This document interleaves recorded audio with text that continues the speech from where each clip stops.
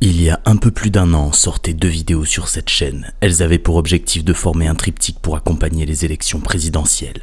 Ça ne s'est pas passé comme prévu. J'ai procrastiné. Enfin, j'ai eu plein d'autres choses à faire, entre le travail, les mouvements sociaux, les législatives, etc. Mais j'ai eu la grosse flemme, quoi. Mais valait peut-être mieux que j'attende. Mais je vais pas vous spoiler. Ça va les Macronos ? Bien accroché à vos slips ? Il vaut mieux.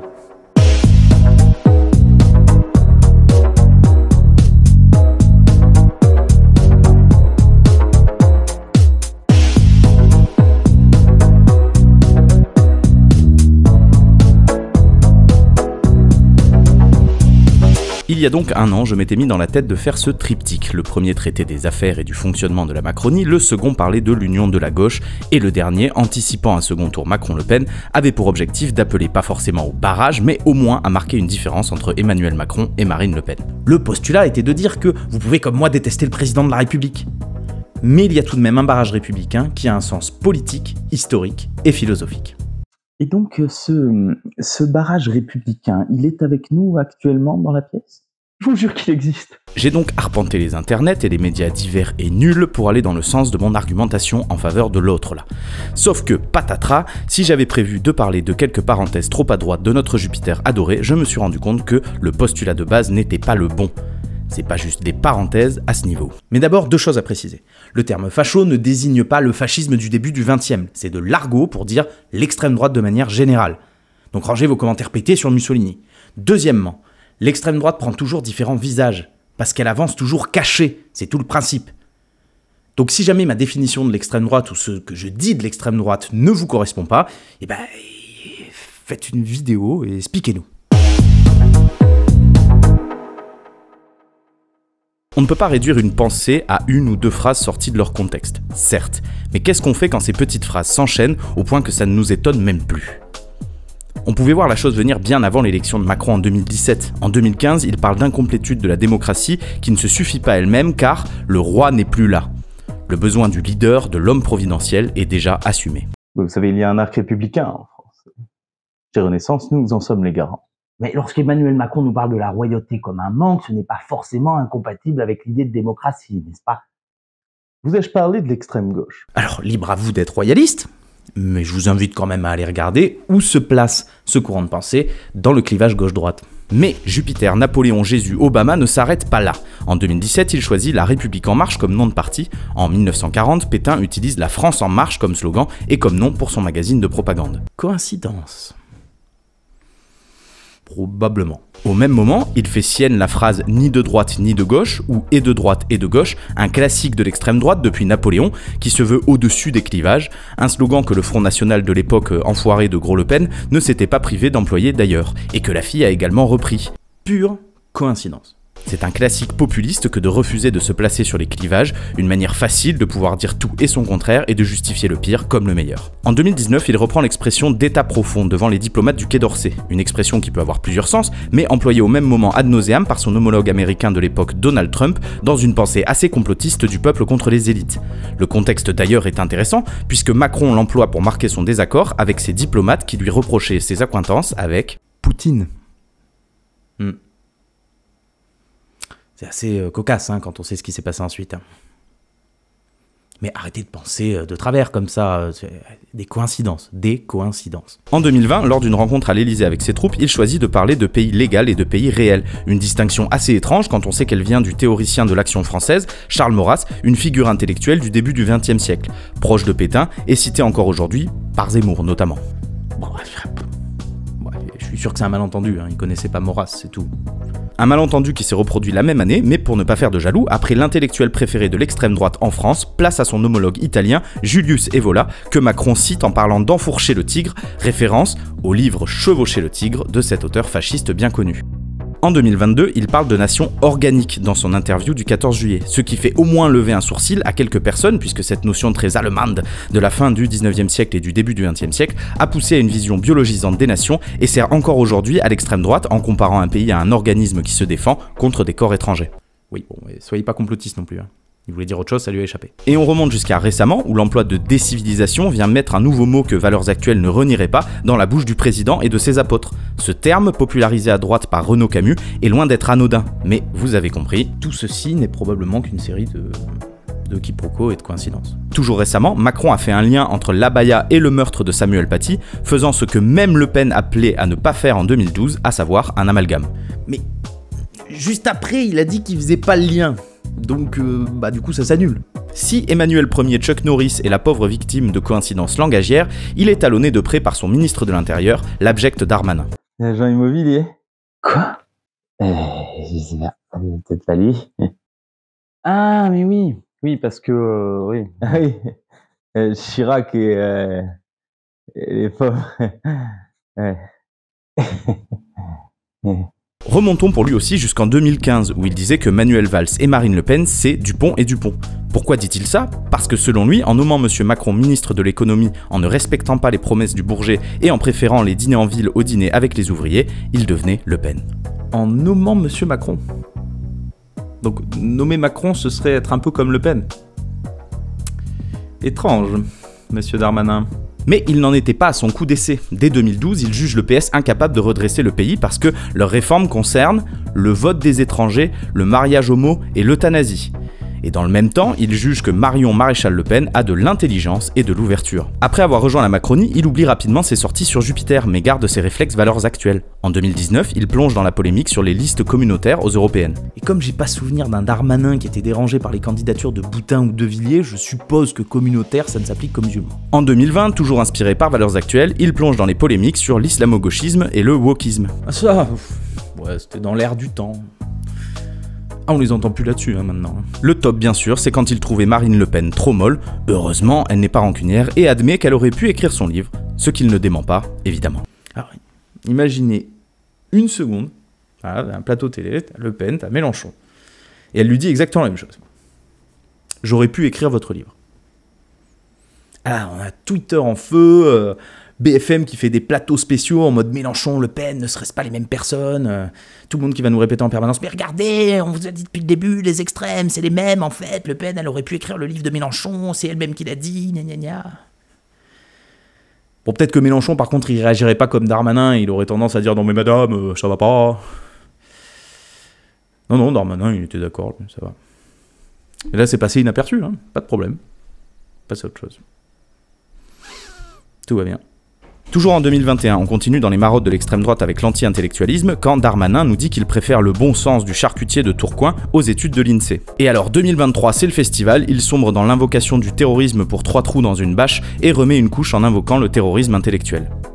Le terrorisme intellectuel est un grand classique de l'extrême droite et de la droite réactionnaire. On retrouve cette expression dans le journal anti-Dreyfusard La Vérité, mais aussi dans Mein Kampf. Enfin, lui c'était plus Geistigen Terror. Oui, parce qu'il était allemand. Hitler.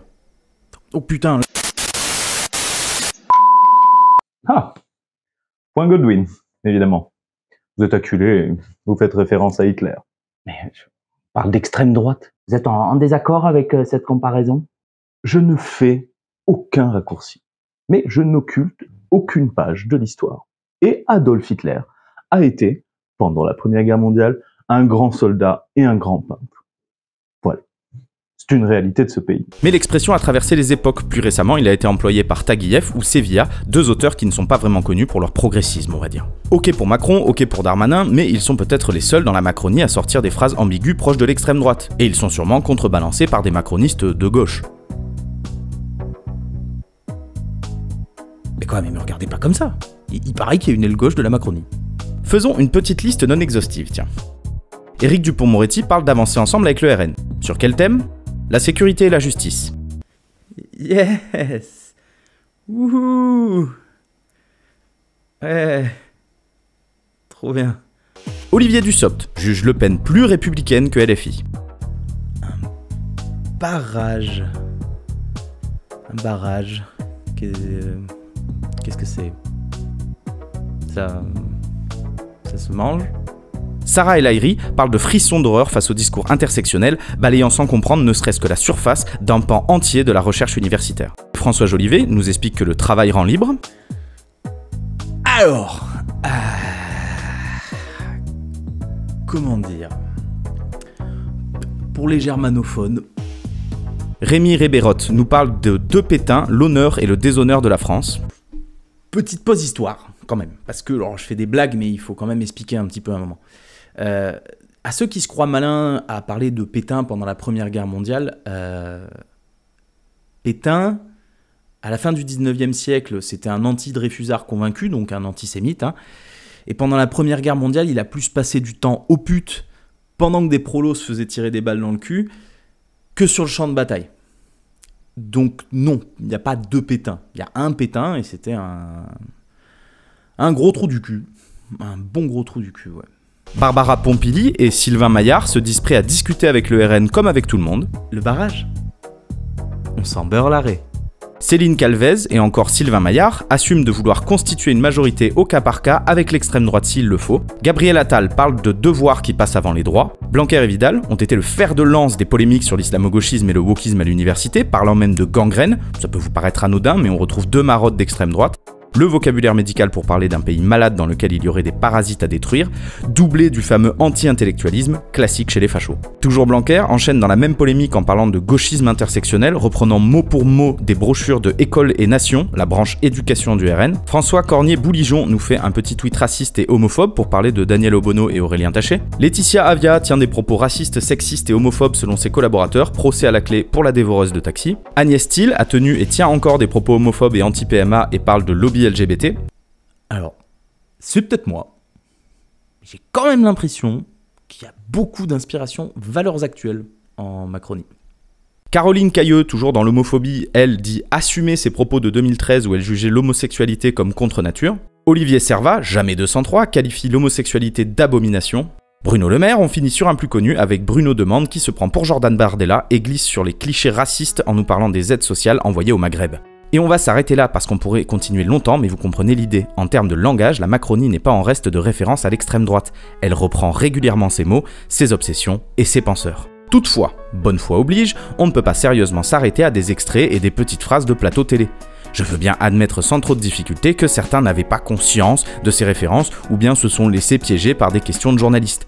On pourrait extraire de la même manière des petites phrases de la gauche et faire sa tambouille, d'ailleurs les macronistes ne s'en privent pas. Et comme on est meilleur qu'eux à gauche, c'est évident. La Macronie, c'est une galaxie comme tout parti ou mouvement politique. Tous ont leurs membres ou sympathisants qui font tâche. Mais dans la galaxie jupitérienne, il ne manque pas de porosité avec l'extrême droite. Et ce, à plusieurs niveaux. En interne, on retrouve des visages du chapitre précédent, à commencer par... Darmanin. Encore lui. Ouais. Même si on met de côté ces petites phrases, notre bon cumulard de Tourcoing a un passé trouble. Dans sa jeunesse, il écrit pour l'Action française, plus précisément avec le mouvement royaliste Restauration nationale. Il participe et pond plusieurs articles pour Politique Magazine. L'Action française se moque de lui en lui rappelant qu'il a participé à un de leurs camps d'été. Il participe activement aux manifs pour tous, largement pilotés par l'extrême droite et la droite réactionnaire. Il a été le collaborateur de Christian Van Est, tristement connu pour ses flirts avec l'extrême droite chez les Républicains. Et après s'être plaint d'une motion de censure de LFI que le RN a votée, des petits malins lui ont rappelé qu'en 2015, il n'avait eu aucun mal à faire de même. C'est fou, hein. Tu fais de vidéos sur l'extrême droite, et dans toutes les parties, tu peux mettre une sous-partie sur Darmanin. C'est étonnant, hein.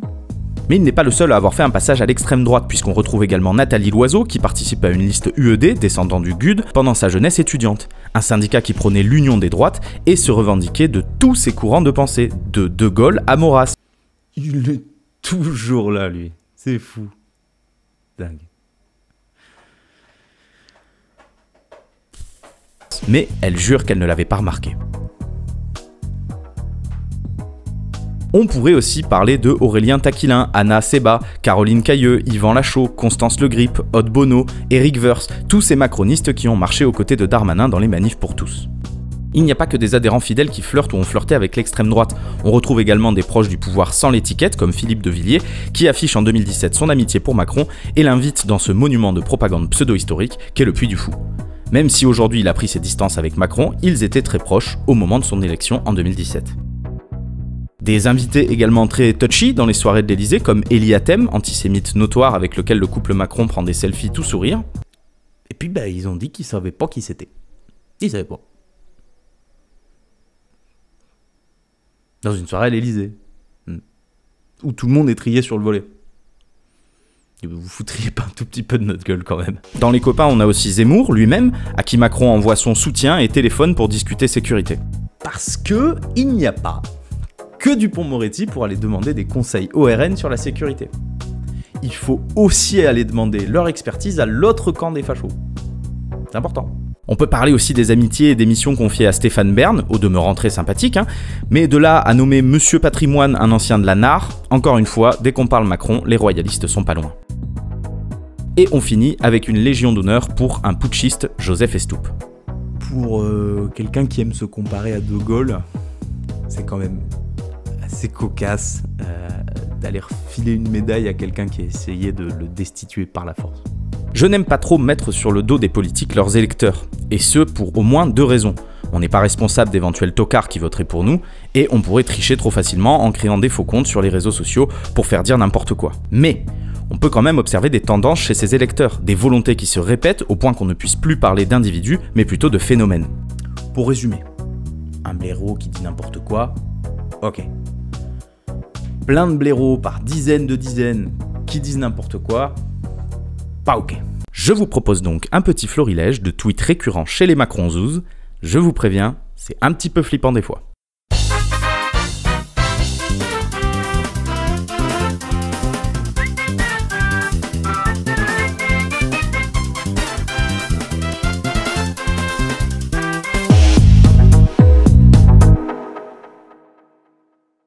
Bon, on a bien rigolé jusque-là et beaucoup des exemples que j'ai pris pourraient être réfutés ou au moins nuancés, pas de souci. Mais puisqu'on parle de politique, on va rentrer dans le dur, la pratique du pouvoir. Seule chose sur laquelle on peut véritablement faire des reproches concrètes car les conséquences sont d'un autre ordre. Une partie qui me met à peu près dans cet état.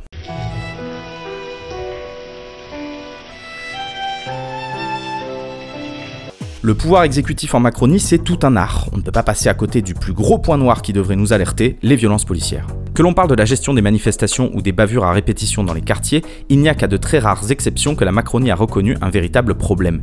Et ce, malgré des critiques régulières venues d'organismes divers. Pour les plus connus, Amnesty International, la Ligue des droits de l'homme, qui ont subi des menaces de Darmanin alors que, il faut le rappeler, ils ne l'avaient pas été depuis le régime de Vichy, également l'ONU et même l'Union européenne que la Macronie encense sans arrêt. Dans une volonté de se maintenir au pouvoir par la force s'il le faut, les macronistes ferment les yeux sur un problème évident et continuent de soutenir même des syndicats qui appellent, sans trop se cacher, à des putschs. La police, pour vous les gauchos, c'est tous des fascistes. Et putain, fermez-la. Fermez-la. Ouvrez un putain de bouquin d'histoire ou de sociaux. Non, une police en roue libre, ça a jamais créé du bon. C'est pas une bonne idée. Voilà. D'après vous, pourquoi est-ce qu'on interdit aux militaires de s'engager politiquement ? Je me calme. Je me calme.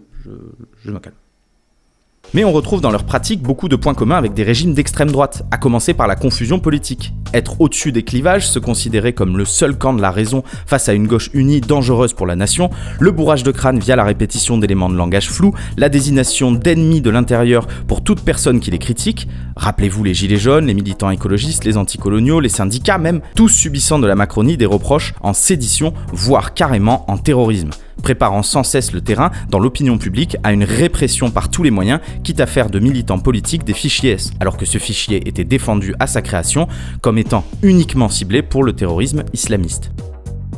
Et parlons-en de fichage. Fait inédit et condamné encore une fois par de nombreux organismes, Macron a ouvert la voie au fichage des opinions, qu'elles soient religieuses, politiques ou philosophiques, et vous vous dites peut-être que c'est pas si grave, mais imaginez ces fichiers dans les mains de Zemmour ou Le Pen, bande d'abrutis. Toujours dans la proximité avec des régimes d'extrême droite et cité plus haut, l'anti-intellectualisme. Le moindre penseur, artiste ou même chercheur qui oserait critiquer la Macronie se prendra immédiatement une volée de bois vert, se faisant immédiatement taxer d'idéologue, de gauchiste ou de complice des poubelles brûlées et des vitres brisées dans les manifs. On rappelle. Solidarité avec toutes les vitrines collatérales. Il faut toujours condamner la violence. Toujours dans une vision très verticale du pouvoir, le passage en force par le 49.3 depuis le début du second quinquennat. Chose qui n'est pas propre au macronisme, mais autant de fois, dans des délais aussi courts et sur des réformes et des lois aussi impopulaires par contre. Dans la catégorie Vive le royalisme, Macron n'est pas avare en référence et en symbole. En 2015, il célèbre Jeanne d'Arc. Bon, on peut apprécier l'histoire, mais faire mine de ne pas voir qu'elle est une des figures encensées par l'extrême droite, c'est un peu gros. Jeanne, Il célèbre ensuite sa victoire de 2017 au Louvre, symbole de la royauté en France, puis fête son anniversaire au château de Chambord, encore une fois un bastion royaliste, et enfin invite dès qu'il en a l'occasion ses interlocuteurs à Versailles, jusqu'à récemment y inviter Charles III avant de l'envoyer au Sénat. Ouais, c'est un symbole du roi décapité. C'est marrant quand même. Bon, et puis après pour Versailles, bah, je vais pas vous faire un dessin quoi. Si, je vais vous faire un dessin. Allez, je vais vous faire un dessin.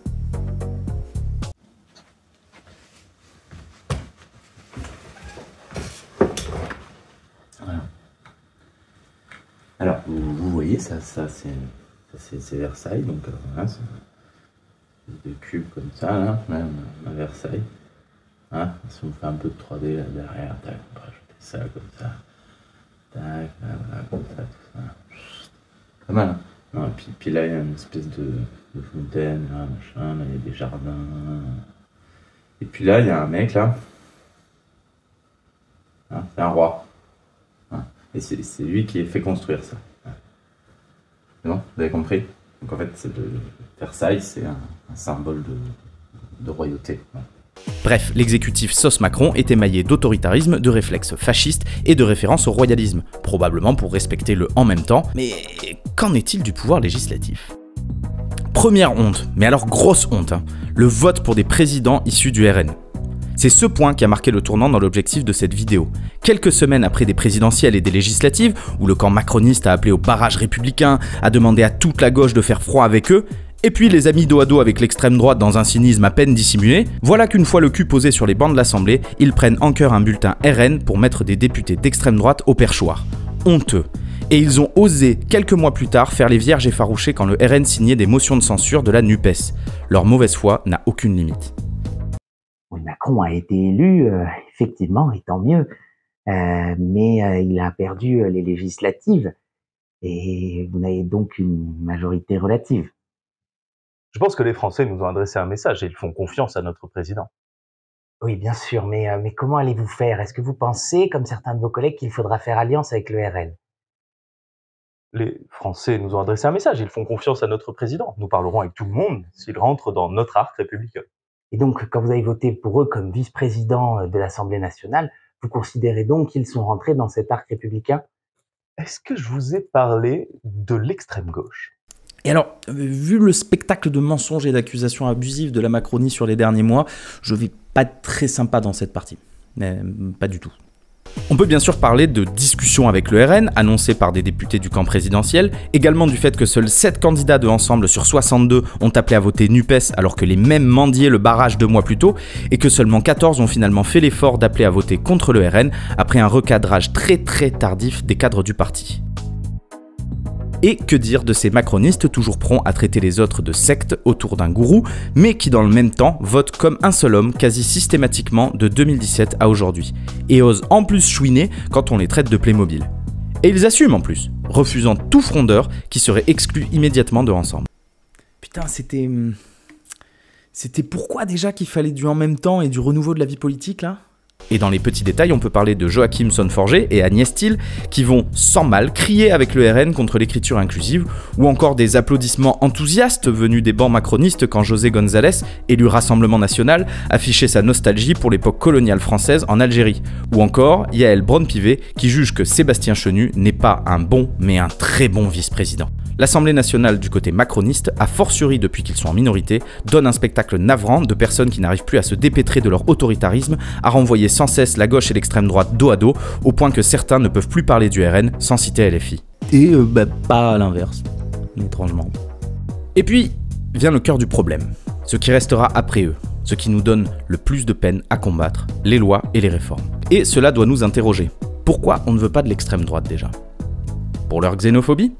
Alors pourquoi la loi Asile et Immigration, qui ajoute un arsenal supplémentaire de mesures sécuritaires et répressives augmentant les expulsions, la criminalisation des sans-papiers, accentuant la notion de menace à l'ordre public, rendant les recours plus difficiles, dans un délai plus court et avec moins de garanties, réduisant les procédures d'asile, modifiant le fonctionnement de la CNDA et de l'OFPRA, durcit le regroupement familial, s'attaque au droit du sol, démantèle le droit au séjour des personnes étrangères malades, affaiblit la protection des jeunes majeurs, etc. Ben, ça valait le coup de faire barrage. Hein? Peut-être qu'on ne veut pas de l'extrême droite parce qu'elle est dans la surenchère sécuritaire. Alors pourquoi la loi sécurité globale a vu nombre d'articles censurés par le Conseil constitutionnel, comme confier des compétences judiciaires aux policiers municipaux, renforcer la vidéosurveillance pour les personnes en rétention administrative ou en garde à vue, mettre des caméras espions mobiles jusque dans les halls d'entrée, utiliser des drones pour faire de la surveillance de masse, ou encore l'article 52 qui a tant fait parler de lui et qui voulait interdire de filmer les forces de l'ordre. Je vais mettre ça en perspective avec ce qui s'est passé dernièrement. Mais ne vous inquiétez pas, braves gens, si les articles précédents ont été censurés, certains sont passés malgré leur atteinte à des droits fondamentaux, comme le renforcement des fouilles de bagages et de palpations. J'attends avec impatience des macronistes qui iront chouiner parce qu'ils ont été fouillés au corps par un policier un peu zélé, parce que leur candidat les avait autorisés à le faire. Ça va... Ouais, ça va me faire marrer, hein. Ça va vraiment me faire marrer. Ou l'autorisation des policiers à garder leurs armes en dehors de leur service. Oh, mais ça valait le coup de faire barrage, hein.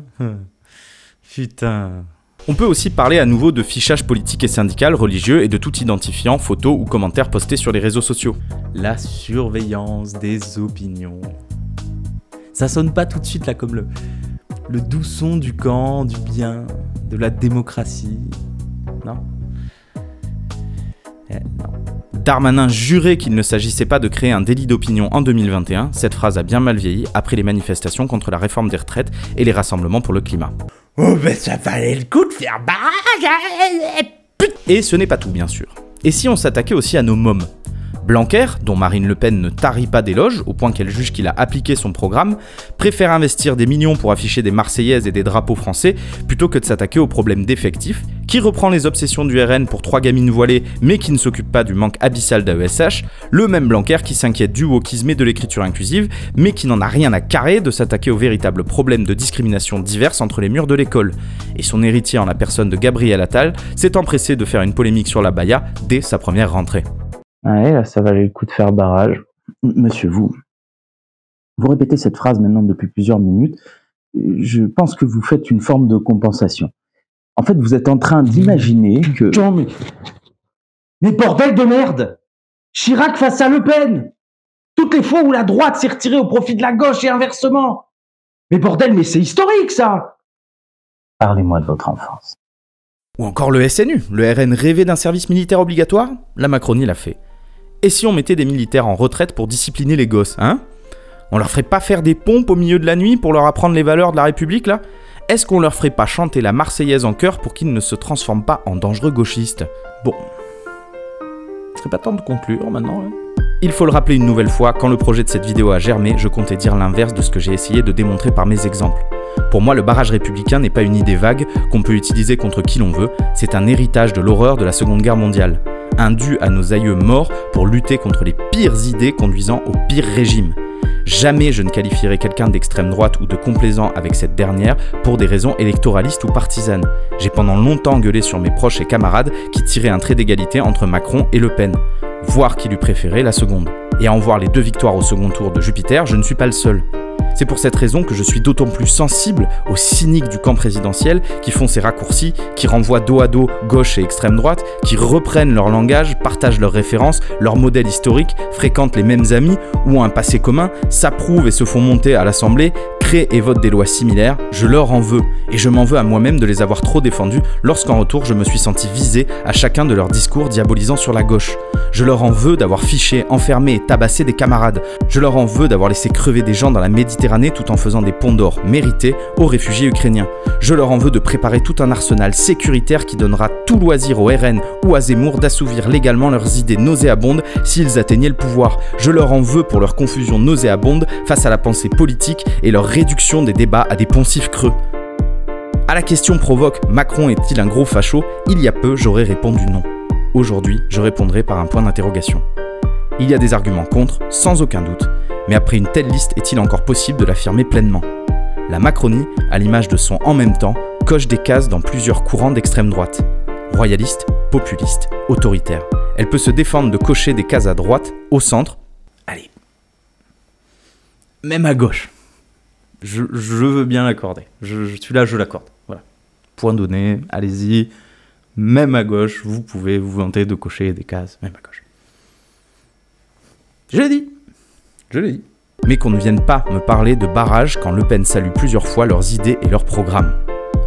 Il ne faudra pas se cacher derrière son petit doigt quand les conséquences seront évidentes. Comme tout régime autoritaire poussé par les urnes, les électeurs sont responsables et augmentent cette responsabilité chaque jour qu'ils tournent les yeux, font mine de ne pas comprendre ou refusent carrément d'entendre ceux qui tirent la sonnette d'alarme. Après cette vidéo, je n'ai qu'un message important à vous transmettre. Maintenant, vous ne pourrez plus dire que vous ne saviez pas.